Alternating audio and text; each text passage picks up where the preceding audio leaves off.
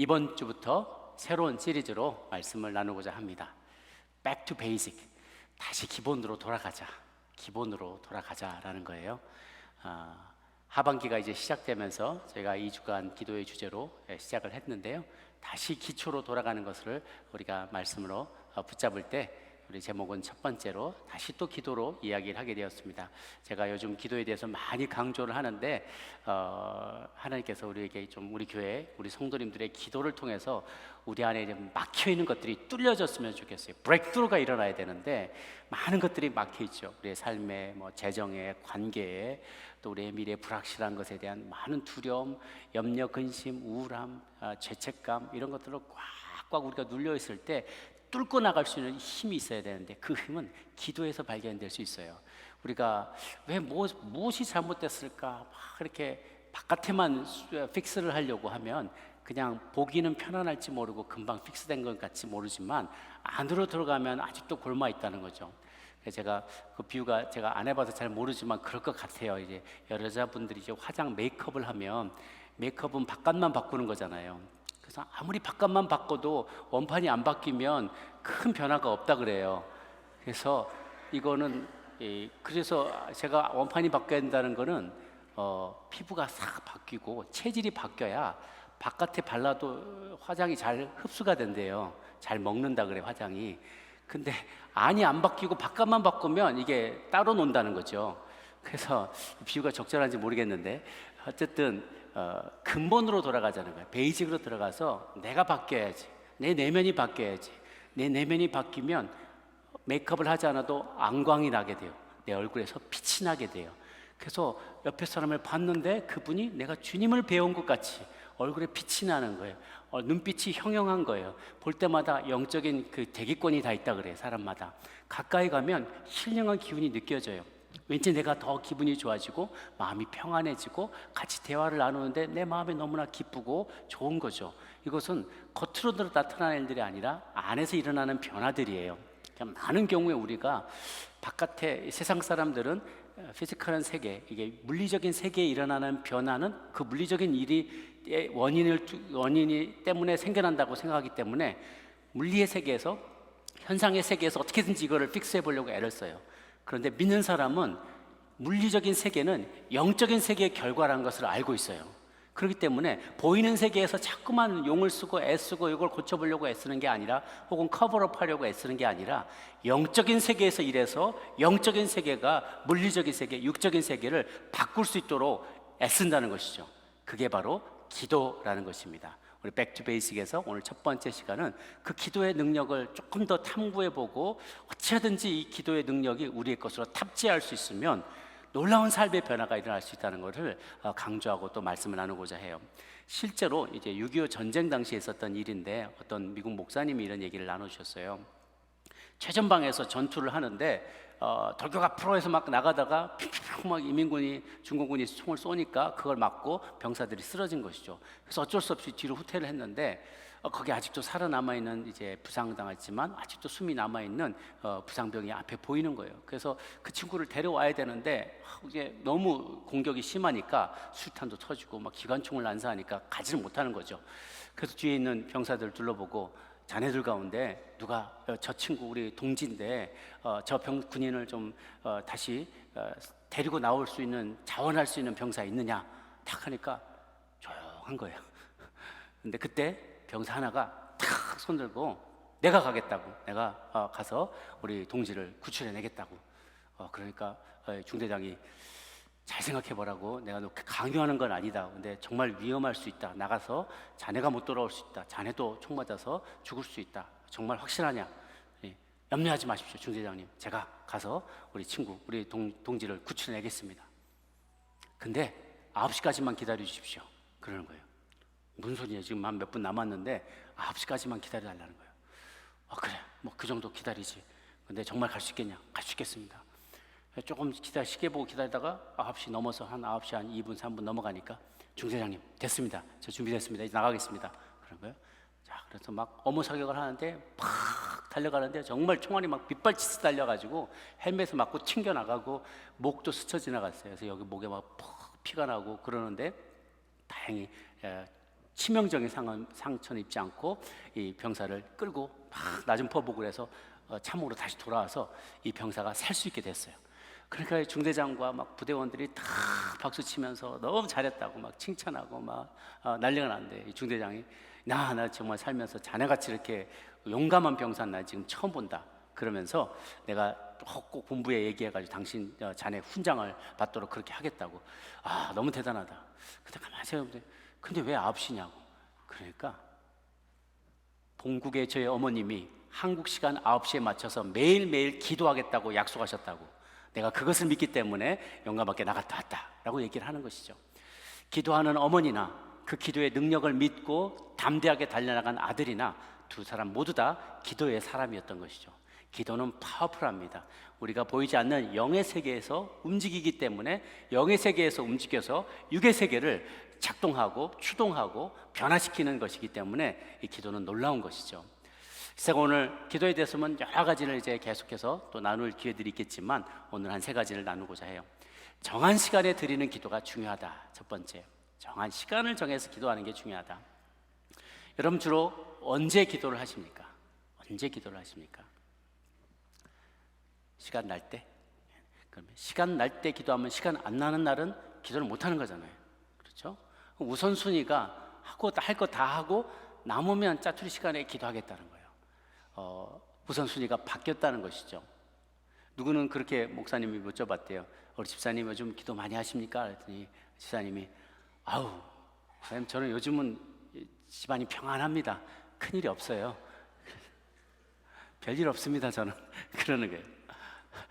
의미는 별일 있을 때만 기도한다는 거예요. 문제 생길 때는 기도하는데 요즘 평안하다는 거예요. 문제가 없어서 기도 안 해도 됩니다 라고 얘기하는 것이죠. 기도에 대한 관점이 달라진 거예요. 문제 해결하기 위해서 또르륵 달려가는 게 기도라고 생각한다는 거죠. 문제가 없으면 하나님 앞에 나갈 이유도 없다는 거예요. 그래서 우리가 기도하는 건가? 우리는 기도의 문제를 해결하기 위해서 기도하는 게 아니라, 그것만이 아니라 매 순간 어떻게 하면 하나님의 뜻에 따라 살면서 그분과 친밀한 관계를 맺을 것인가, 그것이 우리의 기도의 중요한 목적인 것이죠. 우리가 부부가 같이 있는데 부부간의 대화가 늘상 문제가 있을 때만 대화한다. 여보 저 하수구 빵꾸 났는데 어떻게 좀 고쳐봐. 요즘 빌 왜 이렇게 많이 나서 당신 도대체 선풍기도 에어컨 얼마나 틀어놓은 거야. 애가 요즘 뭐가 문제인데 그거 어떻게 고치지? 항상 문제 있을 때만 문제만 놓고 얘기하면 문제만 수리하는 부부간의 대화가 되겠죠. 그런데 그게 아니어도 친밀함을 위해서 건강은 괜찮은지, 밥은 먹었는지, 기분은 어떤지, 앞으로의 꿈은 무엇인지, 비전은 무엇인지, 어떤 일을 하고 싶은지, 이러한 일들을 계속해서 나누게 되면 문제만이 아니라 그 사람 자체에 관심을 갖고 계속해서 나누다 보면 친밀도가 더 깊어지고 많아지게 되는 것이죠. 그래서 일이 있을 때나 없을 때나 늘 시간을 정하여 기도하는 게 중요하다는 거예요. 그래서 시간을 기도하는 것은 낭비하는 것이 아니라 그건 또 준비 단계인 것도 아닌 거예요. 어떤 분들은 기도 막 바쁜데 막 기도하고 있으면 지금 바빠 죽겠는데 기도하고 앉았냐? 그러면 바쁜데 기도하고 있다는 거는 내가 지금 일을 해야 되는데 일 안 하고 기도하고 있다는 거예요. 그런데 기도가 이미 일이라는 거예요. 기도가 매우 중요한 일이라는 거예요. 그리고 기도가 이미 시작이라는 거예요. 그러니까 바쁘면 빨리 기도를 시작해야 되는 거예요. 그게 일이기 때문에 이미 시작이고 사역이고, 또 내가 일을 바리바리 일을 열심히 이 세상에서 육의 세계에서 바리바리 일하는 것보다 더 중요하고 더 파워풀한 게 영의 차원에서 일하기 시작하는 거거든요. 영의 차원에서 일을 먼저 시작하기 위해서는 그분께 먼저 아래는 기도부터 시작해야 되는 거예요. 이게 일이라는 거죠. 기도하고 앉았는 게 아니라 기도를 먼저 일을 시작한 거예요. 그러니까 그게 우선돼야 되고 우선순위가 있어야 되고 그걸 더 중요하게 여겨야 되고, 그랬을 때 더 효과적이라는 것이죠. 시간 대비 노력 대비 할 수 있는 많은 일들을 봤을 때 내가 알지 못하는 신비로운 아이디어를 주시고 영감을 주셔서 그 영감으로 내가 할 수 있는, 육으로 할 수 있는 일보다 더 많은 일을 더 빨리 더 다양하게 더 강력하게 해낼 수 있기 때문에 기도하는 자를 당할 수가 없다는 것입니다. 다윗은 항상 새벽에 기도하며 하나님의 도우심을 구하는 사람이었어요. 오늘 좀 인용할 본문들이 많은데요, 제가 빨리빨리 읽어나갈 때 힘 닿는 데까지 읽어주시면 우리가 평소 많이 안 읽잖아요. 그래서 주일날이라도 같이 저하고 좀 많이 읽자고 본문을 많이 인용합니다. 시편 5편 3절 말씀 같이 한번 봅니다. 시작. 여호와여, 아침에 주께서 나의 소리를 들으시리니 아침에 내가 주께 기도하고 바라리이다. 왜? 다른 일들에 내가 복잡해지기 전에, 생각이 많아지기 전에, 뭐가 끼어들기 전에 내 가장 명징할 때, 아침에 가장 명징한 그 순간에 주의 음성 먼저 듣고 작전회의 먼저 하고 어떻게 할 길을 인도함을 먼저 받고 나가면 하루가 정리된다는 거예요. 하루를 어떻게 시간을 쓸지 나의 영이 딱 세팅이 된다는 거죠. 그래서 그 아침 시간이 매우 매우 중요해요. 오늘 시편 57편 7, 8절 아까 찬양에도 나왔던 가사인데요. 같이 한번 읽습니다. 시작. 하나님이여, 내 마음이 확정되었고 내 마음이 확정되었사오니 내가 노래하고 내가 찬송하리다. 내 영광아 깰지어다. 비파야 수금아 깰지어다. 내가 새벽을 깨우리로다. 아멘. 벌써 새벽이 되었네 하고 새벽이 나를 깨우는 게 아니라, 왜 새벽이 아직 안 오지? 새벽아 빨리 일어나 하고 내가 새벽을 깨운다는 거예요. 새벽을 적극적으로 맞아들이는 태도이죠. 그래서 피곤하고 막 힘들고 일어나기 힘든데 아침에 오늘 또 월요일이야 하고 막 내일 아침에 막 이렇게 뿌시럭뿌시럭 하면서 일어나는 게 아니라 빨리 내가 좀 아침에 일찍 자고, 그리고 저녁에 일찍 자야 되잖아요. 저녁에 일찍 자고 새벽에 일어나서 오늘 하루를 어떻게 시작할까, 한 주를 어떻게 시작할까, 이런 기대하는 마음으로 하나님께 여쭤보고 작전회의 받고 지령을 탁 받고 일을 막 시작해 나가는 그런 적극적인 삶의 태도를 여기서 읽게 돼요. 뿐만 아니라 다윗은 하루 3번 하나님을 찾은 것을 보게 돼요. 시편 55편 17절입니다. 시작. 저녁과 아침과 정오에 내가 근심하여 탄식하리니 여호와께서 내 소리를 들으시로다. 하루의 시작이 저녁이라고 했죠. 그러니까 저녁과 아침과 정오에 내가 근심하며 탄식하리니 여호와께서 내 소리를 들으시라. 하루 3번 시간을 정해서 내가 주님 앞에 나가겠다라는 것이죠. 다니엘은요, 포로로 끌려갔을 때, 심지어 포로로 끌려갔는데 왕이 금령을 내려서 자기 외에 다른 어떤 존재에게도 절하지 말라, 예배하지 말라고 했음에도 불구하고 그가 시간을 정해서 아랑곳하지 않고 하나님께 기도를 합니다. 다니엘서 6장 10절 말씀입니다. 시작. 다니엘이 이 조서에 왕의 도장이 찍힌 것을 알고도 자기 집에 돌아가서는 윗방에 올라가 예루살렘으로 향한 창문을 열고 전에 하던 대로 하루 3번씩 무릎 꿇고 기도하며 그의 하나님께 감사하였더라. 하루 3번씩 무릎 꿇고 꼬박꼬박 기도했다는 거죠. 그 시간을 정해서 내가 기도하면 그 정한 시간이 나를 살려줘요. 그 시간이 나를 지켜줘요. 내가 그 시간을 지키는 게 아니라 그 시간이 나를 지켜주게 된다고요. 예수님도 하루 일과 시작되기 전에 오늘 본문 말씀처럼 기도하셨죠. 마가복음 1장 35절.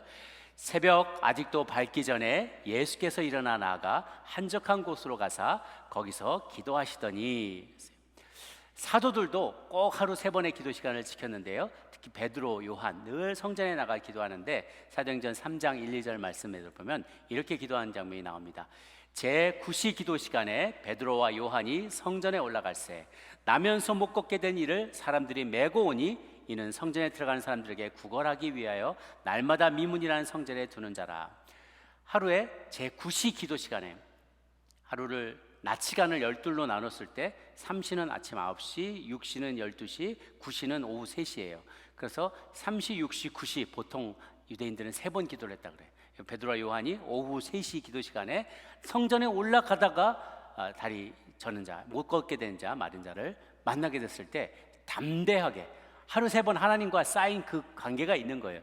담대하게 선포했더니 놀랍게 그가 일어나 걷게 되는 것이죠. 그래서 이 시간을 정하여서 정기적으로 하나님 앞에 나아가 관계를 쌓는 게 매우 중요해요. 아까 다니엘도 마찬가지예요. 다니엘과 세 친구들, 다니엘 사자굴에 던져졌는데 사자굴에 툭 던져놓으니까 막 급해가지고 다급해서 주야 살려주소서, 살려주세요, 저 다니엘입니다. 그런데 주님이 다니엘 어디서 들어본 것 같긴 한데 걔가 누구더라? 그러면 오랜만에 연간 행사 1년에 한 번씩 만나 뵈면 하나님도 다니엘이 누군지 잘 기억이 안 날지 몰라요. 주님은 물론 다 아시겠지만 평소에 쌓인 관계가 없으면 주님 앞에 우리가 무슨 낯으로 나가서 나를 도와달라고 구하겠어요. 아침에도 만났고 점심에도 만났고 저녁에도 만났고 그 다음날도 만났고 매 시간마다 주님을 만나서 우리의 사정을 아뢰고 구하면 하나님께서 우리를 들으신다는 거예요. 다니엘도 그랬고 베드로와 요한도 마찬가지예요. 심지어 이방인이었던 로마 백부장 고넬료도 유대인의 풍습을 쫓아서 하루 3번 기도를 했다 그래요. 그런데 그의 기도가 어떤 역사를 일어난지 한번 보세요. 사도행전 10장 2절에서 4절인데요. 시작. 그가 경건하여 온 지방과 더불어 하나님을 경외하며 백성을 많이 구제하고 하나님께 항상 기도하더니 하루는 제9시쯤 되어 환상 중에 밝히 봄에 하나님의 사자가 들어와 이르되 고넬료야 하니 고넬료가 주목하여 보고 두려워 이르되 주여 무슨 일이니까? 천사가 이르되 내 기도와 구제가 하나님 앞에 상달되어 기억하신 바가 되었느니라. 아멘. 그는 늘 구제하고 항상 기도하는 사람이었어요. 3시, 6시, 9시 기도하는 사람이었어요. 9시, 오후 3시쯤에 기도하는데 환상 가운데 주의 사자가 나타나서 고넬료야 무슨 일입니까? 네 기도와 구제가 하나님 앞에 상달되어 기억한 바가 되었다. 너희 가정을 내가 구원하기를 원한다. 그러면서 베드로, 멀리 있는 베드로를 데리고 오시는 거예요. 베드로도 마찬가지예요. 6시 기도 시간에 기도하고 있다가 그 하나님의 음성을 듣고 찾아온 이들을 만나서 둘이 만나게 됐죠. 가만 보면요, 제가 사도행전 이때 이 강의를 할 때도 말씀드렸습니다만 기도하는 사람은 기도하는 사람을 만나게 돼요. 하나님은 기도의 사람을 통해서 또 다른 기도의 사람에게 그 기도에 응답시켜 주십니다. 놀라운 일들이 벌어져요. 기도의 세계는 참 놀라운데 우리가 그렇게 열심히 기도하다 보면 나도 모르는 사이에 내가 다른 사람의 기도의 응답으로 쓰이게 될 때가 있어요. 그게 참 신기하고 놀라운 일이에요. 하나님은 A가 있고 B가 있고 C가 있으면 A가 돈이 필요해요. C는 아무 상관이 없어요. A가 있고 돈이 필요한 사람, 그 중간에 아무 상관없는 사람, 나는 돈이 있는 사람이에요. 그러면 A가 나한테 와서 돈을 빌려달라고 했으면 딱 좋은데 그럴 마음을 안 주시고 이상하게 B한테 가서 돈을 좀 빌려달라라고 얘기하라는 거예요. B는 돈이 없는 사람이에요. 근데 C에게 하나님 말씀하셔서 C가 너 B에게 돈 좀 빌려줘라, 더 도네이션 해라, 이런 마음을 주는 거죠. 저 사람은 돈이 필요하지 않은데, 그런데 다 순종하잖아요. 필요하지 않은 사람에게 전달하면, 받은 사람은 내가 필요하지 않은데 이걸 왜 줬지? 그런데 순종하는 마음으로 누구에게 또 주라고 하면 이 사람에게 갖다 주면 이 사람이 깜짝 놀라는 거예요. 당신은 없던 돈을 어디서 나서 나에게 주고 내가 필요한 줄 또 어떻게 알았느냐? 그랬더니 있는 사람이 하나님의 음성을 듣고 자기에게 줬고 자기는 필요하지 않으니까 이 사람에게 줬다는 거예요. 이런 막 놀라운 삼각관계들을 보게 되면서 하나님은 영의 세계에서 다 움직이시고 다 생각이 있으시고 융통하시고 활용하신다는 거예요. 이것들은 기도하는 사람을 하나님은 기도의 응답으로 또 사용하신다는 것에 좋은 증거가 되지요. 하나님, 우리가 이렇게 일정한 시간에 기도하기를 원하시고요, 뿐만 아니라 그 기도를 계속해 나가기를 원하세요. 계속해서 끊이지 않고. 사무엘상 12장 23절 말씀 같이 한번 읽도록 하겠습니다. 시작. 나는 너희를 위하여 기도하기를 쉬는 죄를 여호와 앞에 결단코 범하지 아니하고 선하고 의로운 길을 너에게 가르칠 것인즉. 아멘. 이것은 사무엘의 인생 가운데 기록된 마지막 설교의 내용의 일부입니다. 그런데 그가 뭐라고 했냐면, 나는 이제 공적인 삶은 마치지만 그럼에도 불구하고 이스라엘 백성을 향한 나의 중보 기도는 멈추지 않겠다라고 얘기하면서 기도하기 쉬는 것을 죄다라고 얘기해요. 기도를 쉬는 게 죄라는 거예요. 이게 왜 죄가 될까? 가만 생각해 보시면 이해가 됩니다. 기도하지 않는다는 것, 기도를 쉬고 기도하지 않는다는 것은 하나님이 계시지 않는 것처럼 산다는 거랑 마찬가지예요. 하나님을 그저 그림자 취급하는 거예요. 신앙인이라고 하면서도 하나님을 그림자 취급하는 것이죠. 세상은 나중심적으로 돌아가니까 그분 필요 없어 라고 말하는 거예요. 여러분, 혹시 집에 우리 티네이저 아이들을 키우다 보면 아이들이 학교 마치고 이렇게 돌아오면 물어보잖아요. 오늘 학교 뭐 재밌었어? 오늘 학교 무슨 일 있었어? 재밌었어? 딱히. 그리고 올라가 쓱 하고 그냥 올라가. 그나마 그 양반이죠. 뭐 어떤 집은 그런데요. Whatever 그러면서 막 그냥 막 그러면서 막 올라가 버린다는 거예요. 그러면 그리고 언제 내려오냐? 배고픔을 때, 뭐 시리얼 먹을 때, 찬물 마실 때, 그때 좀 문 열고 나오고 다시 또 문 쾅 닫고 들어간다는 거예요. 그러니까 나 여기 있는데, 아빠 여기 있는데, 엄마 여기 있는데 해도 없는 사람 취급한다는 거예요. 그건 뭐냐? 그게 내와는 그분하고 나는 관계가 없다라는 거예요. 뭐 저희 집 얘기하는 건 아닙니다. 저희 아이들 굉장히 착하고 스윗한데 그럴 수 있다는 거예요. 제가 티네이저 얘기들 보니까 그래요. 아이들이 그분이 계심에도 불구하고, 부모가 계심에도 불구하고 없는 사람 취급하는 거, 그림자처럼 취급하는 거, 이거는 죄라는 것이죠. 하나님이 계심에도 불구하고 하나님을 인정하지 않는 것, 기도하지 않는다는 것, 그분과 대화하지 않는다는 거예요. 대화할 필요도 느끼지 못하고 도움도 기대도 하지 않는 것이죠. 혹은 하나님이 계신다고 해도 나를 향한 그분의 더 나은 계획과 능력을 내가 인정하지 않는 거나 다름없어요. 또다시 애들 얘기를 얘기해 보면 막 뭐 아이들이 한창 큰 나이에 뭐 꽃등심하고 막 안심 막 등심하고 소고기 막 해가지고 녹여서 냉동에서 꺼내가지고 잘 녹여서 이제 준비하려고 야채랑 다 준비하는데 이제 왔어. 그런데 애가 와서 라면 먹을래요? 그래서 저쪽 가서 그냥 라면 사발면만 먹고 있어요. 속상한 거죠. 나 최고의 것을 준비했는데 거기서 라면이나 먹고 있는. 이건 우리 집 애들 얘기인데요. 한국에서 어느 장로님이 정말 저희 수고한다고 저희 가족을 다 초대해서 해산물 뷔페집을 간 거예요. 막 스시랑 막 다 먹을 수 있어요. 막 굴도 있고 막 평소에 많이 못 먹던 것들이 막 있단 말이에요. 그러니까 잘 됐다 싶어가지고 너 여기 막 스테이크도 있지, 여기 굴도 있고 막 스시도 있고 이거 다 먹었더니 그저 가져온 게 김밥, 떡볶이, 라면 요것만 다 먹은 거야. 순대. 야, 이 녀석들아, 그거 그냥 저기 포장마차 가면 막 1,000원, 2,000원이면 먹을 수 있는 것을 몇만 원짜리 뷔페 가서 이거 먹고 있으면 어떻게 되냐. 우리는 이게 맛있다는 거예요. 이게 맛있다는 거예요. 나 지금 너가 막 그때 영양을 얘기하고 네가 지금 한참 클 나이고 이거 꽃등심도 먹어야 되고 이런 얘기 기띵해도 안 들어요. 우리가 그와 같다는 거예요. 기도하지 않는 것은 하나님이 우리를 위한 베스트 플랜을 갖고 계세요. 이거가 따라오면 이 음성을 듣고 이대로 해나가면 우리 인생의 주의 뜻대로, 물론 고통도 있고 힘든 시간도 있고 어려움도 있고 챌린지가 있지만 이대로 순종해서 나가면 최고의 길로 하나님의 뜻대로 형통함을 받을 수가 있는데, 기도하지 않기 때문에 자기 생각에 갇혀서 이게 제일 좋다고 생각하는 거예요. 김밥, 떡볶이, 순대가 최고로 생각하는 인생 안에 갇혀서 살고 있다는 거죠. 이게 우리로서는 얼마나 큰 로스예요. 얼마나 큰 손실이에요. 그리고 그것은 하나님을 속상하게 해요. 하나님의 마음을 아프게 하는 것이죠. 일상적으로 하나님의 뜻을 찾는 것보다는 그냥 문제 생기면, 갑자기 돈 급하면 그때 와서 찾아르거나, 오는 우리 큰아이들이 그런다 그래요. 우리 주변에 둘러보면 갑자기 애들이 멀리 떠난 아이들이 전화를 안 하던 전화를 하면 가슴이 철렁 내려앉는데요. 안 하던 전화를 해가지고 아빠 그러면서 갑자기 막 애교 부르면서 막 좀 집안에 뭐 어쩐 얘기 하다가, 근데 차를 어디 전봇대 들이받았다든지 뭐 옆집에다 주차장에다 걸어야지 꼭 박아버렸다든지 그러면서 뭐가 많이 나왔다고 뭐 이거 빨리 와서 도와달라 이런 얘기들을 한다는 것이죠. 아쉬울 때만. 그러니까 평소에 그분과 관계를 계속 쌓고 그분의 가이드를 받고 인도함을 받으면 우리는 더 깊은 관계 가운데서 그분의 인도하심을 받을 수 있는데, 그 기회를 다 놓치는 것, 이것이 어떻게 보면 하나님의 마음을 속상하게 하고 하나님을 인정하지 않는 것, 이게 바로 하나님 인정하지 않는 게 기도하기를 쉬는 거예요. 그 기도하기를 하지 않는 것, 기도하지 않는 것, 그분을 무시하는 것, 이게 죄라는 것이죠. 나는 그 죄를 짓지 않겠다라고 사무엘은 이야기하는 거예요. 구약에 보면 이스라엘이 꺼뜨려야지 말아야 할 불이 두 가지가 등장을 해요. 보면은 성막의 제도에 보면 성막의 제일 앞에 가면은 번제단이 있어요. 바로 앞에. 그다음 물두멍이 있어요. 들어가면 성소가 나오고, 오른쪽에 떡상, 가운데 분향단, 왼쪽에 금등대가 있어요. 지성소로 들어가면 언약궤가 있죠. 그런데 딱 두 개의 불이 꺼뜨리면 안 되는 건데, 이 번제단의 불과 금등대의 불은 끄면 안 되는 걸로 되어 있어요. 그래서 금등대는 아침 저녁으로 감금한다 그래서 기름을 계속 채워놔야 되고요.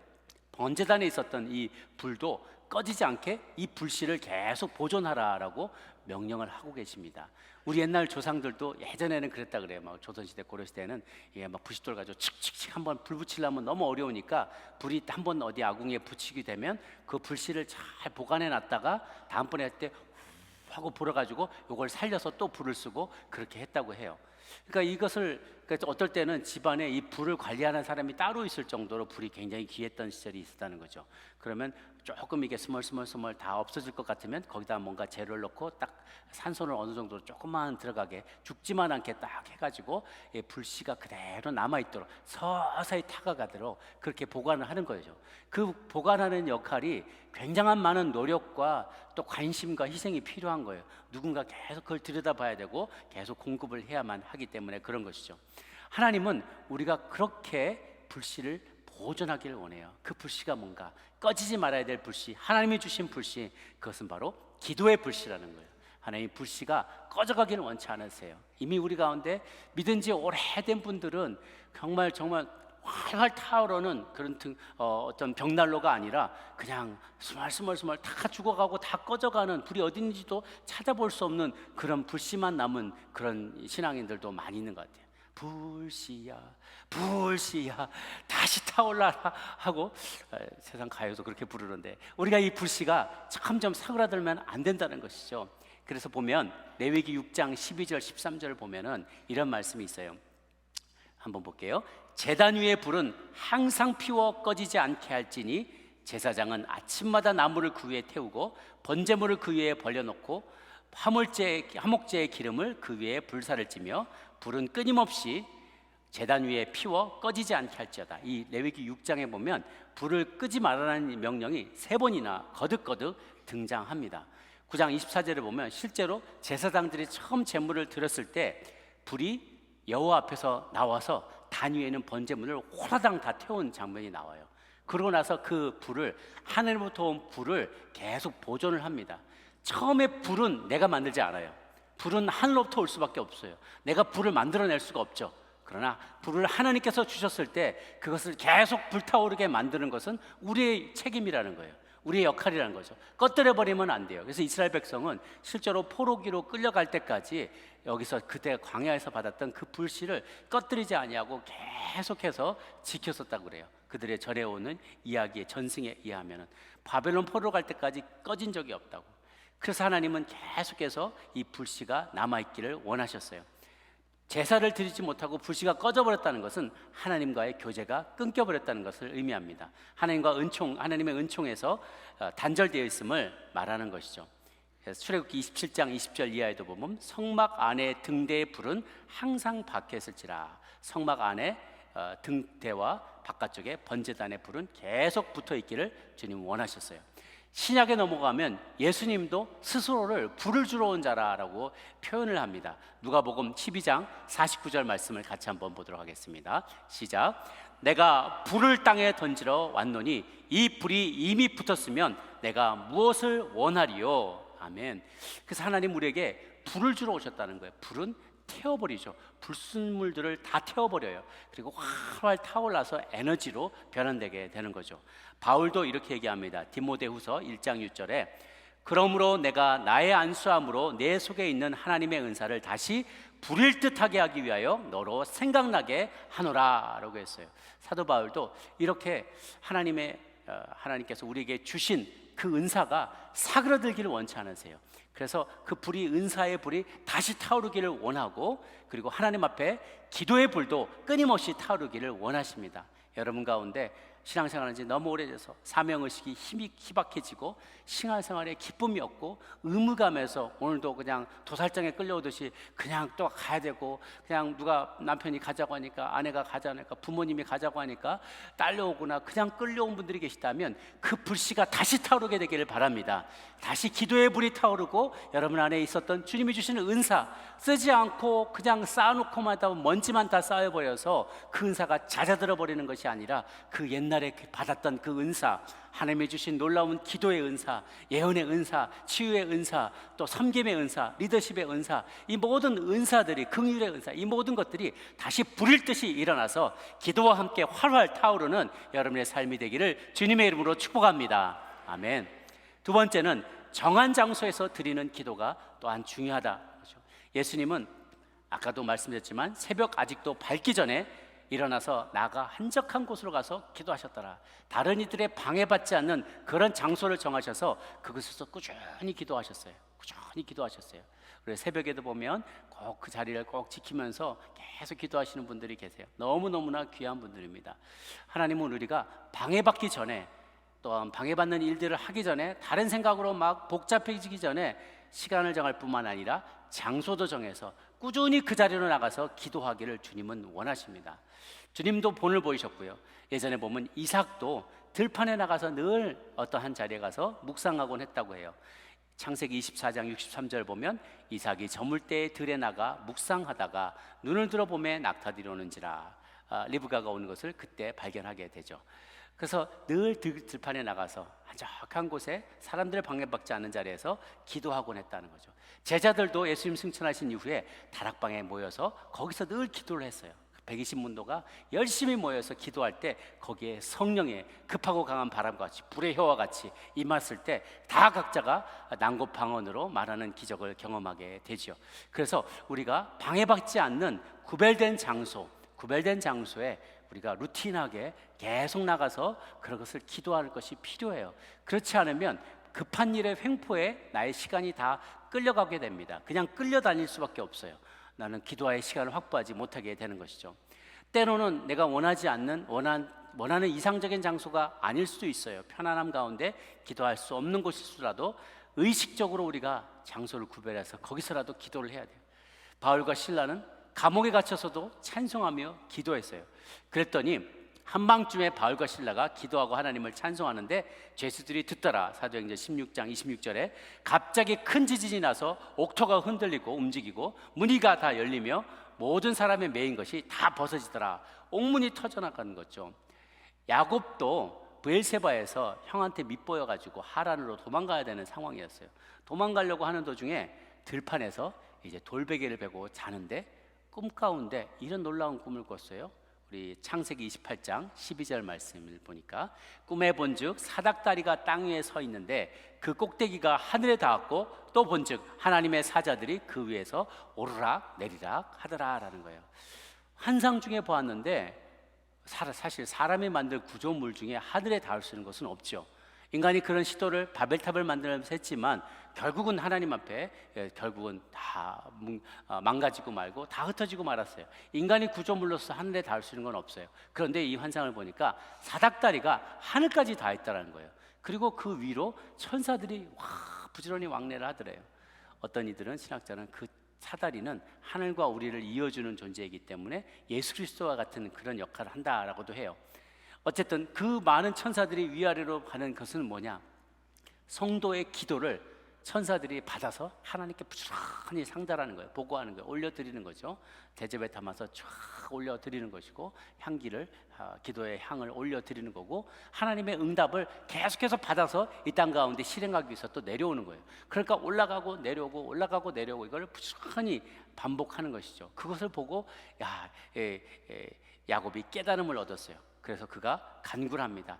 죄인인 인간과 하나님 사이를 연결해 주시는 이 신비로운 통로가 열린 것을 보게 해주셔서 감사하고 그래서 이 땅을 내가 이곳을 돌베개에다 기름 부어서 땅을 딱 세우면서 내가 이곳에 무사히 돌아오게 해주시면 이곳에 하나님의 집 베델 하나님의 전을 내가 세울 것이요 나는 하나님의 백성이 되고 나는 11조의 10의 1조를 주님 앞에 꾸준히 드리는 그런 하나님의 사람이 되겠습니다 라고 그가 간구하게 됩니다. 정한 장소에서 드리는 기도는 중요합니다. 꾸준히 구별되어서 방해받지 않고 하나님과 단독으로 만나 뵐 수 있는 그런 장소이기 때문에 그렇습니다. 마지막으로 정결한 마음으로 드리는 믿음의 기도가 중요하다. 영적 전쟁이라는 책을 쓴 딘 셔만은 인간에게 세 가지의 전쟁터가 있다고 얘기를 합니다. 첫 번째는 우리의 마인드, 우리의 생각이 전쟁터예요. 사단이 우리에게 온갖 거짓된 정보로 우리를 생각을 집어넣어요. 낙심되는 생각, 부정적인 생각, 그런 거짓의 압이에요. 참수하는 자예요. 하나님을 대적하고 하나님의 계획과 섭리를 어떻게든지 망가뜨리려고 몸부림을 치는 자예요. 심지어 주님의 제자들 가운데도 나쁜 생각을 주님의 십자가 길을 가로막으려는 생각을 줘요. 베드로에게 그런 생각을 줬어요. 사단아 내 뒤로 물러가라. 주님께서 말씀하셨죠. 이 생각에 침투한 거예요. 사단이 생각으로 집어넣었어요. 열등감을 집어넣고 죄책감도 집어넣고 온갖 다른 것들을 잡동사니를 우리 생각에 집어넣습니다. 또한 우리의 마음이 하트가 또 다른 전쟁터예요. 우리의 감정을 상하게 만들어요. 마음을 나뉘게 하고 분노하게 하고 시기나게 만드는 것입니다. 그래서 잠언 4장 23절에 보면 모든 지킬 만한 것 중에 더욱 내 마음을 지키라. 생명의 근원이 이에서 납니다. 첫 번째는 우리의 생각, 두 번째는 우리의 마음, 하트예요. 감정이에요. 마지막은 우리의 입술이에요. 우리의 입술, 우리 입으로부터 나오는 말들이 입에 악한 것들을 넣어준다는 거예요. 우리 입술에 교만한 말, 부정적인 말, 비판적인 말, 분열하게 하는 말들을 집어넣고요. 죽고 사는 것이 혀의 권세에 있는데 이 말로 자꾸 사람을 죽여요. 망할 놈의 자식 같으라고. 그러면 진짜 망하게 된다는 거예요. 내 입에서 나온 말대로 그대로 되어지기 때문에 축복의 말보다 저주의 말을 하기가 더 쉬워져요. 그래서 하나님 우리 입술 앞에다가 파수꾼을 세우기를 원하는 거죠. 그런데 우리가 기도하게 되면 우리의 생각과 마음과 입술을 클리어하게 정결하게 지킬 수가 있어요.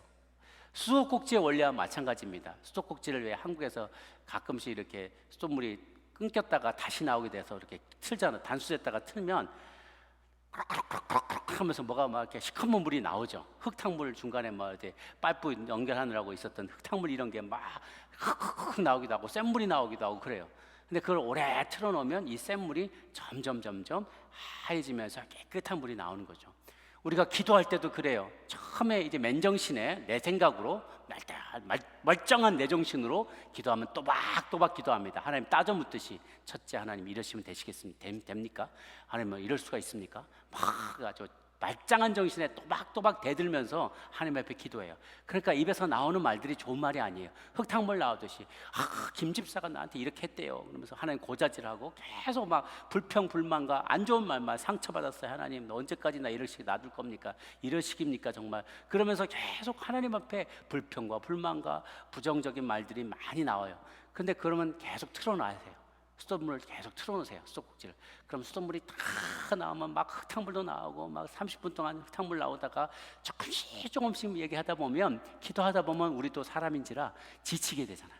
처음에 막 하다가 막 아이고 왜 이러세요? 정말 이러기십니까? 막 얘기하다가 가만 생각해 보면 아이고 그래도 다 그 사람도 이유가 있겠죠. 아유 주님 생각해 보니까 저도 잘못한 게 있네요. 이제 뒤늦게 그 말이 나오는 거예요. 고백이 나오는 거예요. 그러기 위해서는 계속 하나님 앞에 기도하며 나아가야 돼요. 그러면 꾸중물도 나오고 다 더러운 물도 나오고 센 물도 나오고 이게 막 다 나오다 보면 이제는 정화되어서 매 끝물은 점점 정결하고 거룩한 말, 믿음의 말, 깨끗한 말 이런 말들이 기도로 나오게 되는 것이죠. 그래서 기도할 때 우리가 영적 전쟁에서 이길 수 있는 비결은 그것이에요. 내 안에 있는 쓴뿌리들이 다 토설한다. 기도할 때 토설하라 그러죠. 나의 죄와 허물을 토설하면 다 토해내고 나면은 더러운 게 꾸중물이 다 나가고 나면 이제 정결한 말들이 주님을 향해서 이웃들을 향해서 나를 향해서 축복의 말들이 기도 가운데 나오게 되는 것이죠. 이렇게 드리게 되면 정결한 마음으로 믿음의 기도를 올려드릴 수 있게 돼요. 그래야 할 때 그것이 나의 삶을 바꿀 수 있고 우리 주변의 삶을 바꾸는 것이죠. 저는 요즘 기도할 때 조금 재미있고 또 마음에 좋은 어떤 그 현상이 무엇이냐면 마음이 평안함을 느끼는 거예요. 제가 지난번에 말씀드렸는데 편안한 것과 평안한 것은 다르거든요. 어떤 분은 제가 기도했더니 마음이 편안해졌어요. 그건 아니에요. 하나님의 뜻이 항상 편안한 것만은 아닙니다. 하나님이 뜻대로 순종하면 전쟁터에 달려갈 수도 있어요. 영적 전쟁에 나가야 되고 내가 가진 걸 잃어버릴 수도 있어요. 그러면 절대로 몸이 편안해지거나 컴포터블해지지는 않습니다. 그런데 하나님께 기도할 때 평안이 찾아올 수 있어요. 이것은 peaceful, 내 마음이 평안한 것. 그건 뭐냐? 전쟁 중에도 우리는 평안할 수 있어요. 폭풍 가운데도 우리는 평안할 수 있어요. 그분이 나와 함께한 걸 확신하기 때문에 그래요. 그래서 요즘은 제가 많이 걱정이 되는 일들이 좀 많이 줄어들었어요. 저는 좀 걱정이 많았는데 교회 이렇게 재정은 이렇게 좀 더 많아져야 되지 않을까요? 사람이 필요한데요. 우리 가정은 또 어떤데요? 막 이게 분야별로 생각하면 막 고민거리들이 참 많은 거예요. 저희들이 또 교회가 식구가 많잖아요. 그런 걱정거리도 많고 관계가 서로 깨진 분들도 계시고 어떡할까 막 이렇게 걱정이 많았는데 지금은 편안하진 않지만 편안하진 않아요. 막 일도 많고 장례도 많고 행사도 많아서 편안하지는 않아요. 그러나 마음은 평안해요. 폭풍 가운데도 우리의 마음을 평안케 하시는 주님을 믿으시길 바랍니다. 전쟁 가운데도 여러분의 팔을 꼭 붙들어 주시는 그 주님을 믿으시기를 바랍니다. 이 모든 게 기도 통해서 나옵니다. 기도라는 채널을 통해서 하나님이 주시는 것이에요. 평안한 마음, 평강을 주세요. 그래서 이 길이 맞다. 그러나 범피 로드가 될 수 있어요. 힘들고 어렵고 여러 가지 고난이 있고 도전이 있고 여러 가지 시련이 있을 수는 있지만 나는 지금 옳은 길에 와 있고 주님이 나를 도와주신다라는 확신이 일면 내 마음에 평강이 주장하게 되는 것이죠. 편안하지 않아도 내 마음은 평강을 주님께서 주장하여 주실 것입니다. 마지막으로 이 말씀을 함께 읽습니다. 마태복음 7장 7, 8절 말씀 큰 소리로 함께 봉독하도록 합니다. 시작. 구하라 그리하면 너에게 주실 것이요 찾으라 그리하면 찾아낼 것이요 문을 두드리라 그리하면 너에게 열릴 것이니 구하는 이마다 받을 것이요 찾는 이가 찾아낼 것이요 두드리는 이에게 열릴 것이니라. 아멘. 구하지 않았기 때문에 내가 받지 못한 겁니다. 찾지 않았기 때문에 찾아내지 못한 거예요. 문을 두드리지 않았기 때문에 기회의 문이 열리지 않고 그대로 닫혀 있는 것입니다. 주님은 여러 판례들을 말씀해 주셨다고 그랬죠. 김영희 권사님이 우리의 구약 성경을 보면 많은 기도의 용사들이 어떻게 기도함으로 그 기회의 문이 열리게 됐고 놀라운 기적을 경험한 지가 나와요. 태양아 멈춰라 그랬더니 태양이 멈춘 거예요. 그 성벽을 돌기만 했는데, 기도하며 돌기만 했는데 그 여리고성이 무너져 버린 거예요. 하나님은 놀라운 기적을 기도하는 사람을 통해서 일으키십니다. 어떤 이는 기도는 나에 대한 예언이라고도 얘기를 합니다. 기도는 예언이다. 무슨 말인가? 이것이 하나님의 뜻에 합당하다는 마음의 확신만 있으면 구한 것은 받은 줄로 믿으라고 했어요. 구한 것인데 이것이 하나님의 뜻에 합당한 것임을 내가 알아요. 확신해요. 그리고 구하잖아요. 그것을 반드시 주님은 주십니다. 그러니까 그것이 실현이 될 것이기 때문에 이것은 예언이나 다름없는 거죠. 여러분의 삶에 대해서 여러분이 적극적으로 예언하시길 바랍니다. 내 자녀들은 잘 될 것이다. 우리나라 사람, 우리 교회 교인들은 주님 나라에 귀하게 쓰는 자들이 될 것이다. 나의 배우자는 경건한 믿음의 사람이 될 것이다. 지금은 미약하지만 심히 창대한 자가 될 것이다. 내가 믿음으로 계속해서 선포하면 그게 예언이 될 것입니다. 여러분, 예언하심으로 하나님이 예비하신 풍성한 삶을 축복으로 누릴 수 있는 저와 여러분 모두가 되기를 바랍니다. 시간을 정하십시오. 장소를 정하십시오. 꾸준히 기도하십시오. 정결한 마음으로 믿음으로 기도를 드림으로 그 기도가 여러분의 삶을 바꾸고 여러분이 사랑하는 사람들의 운명을 바꾸고 세상을 바꾸는 놀라운 축복이 있게 되기를 주님의 이름으로 축복합니다. 기도하겠습니다.